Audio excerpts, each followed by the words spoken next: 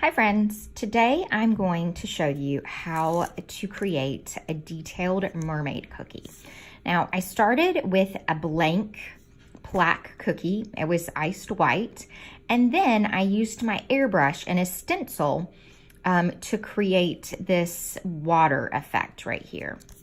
Next, I'm going to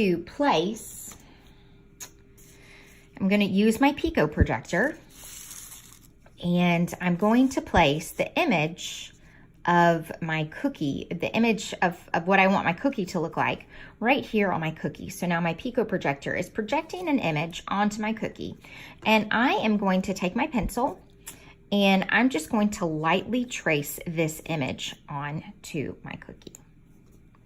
Okay. I really didn't need to trace anything in great detail, just an outline will do for this part.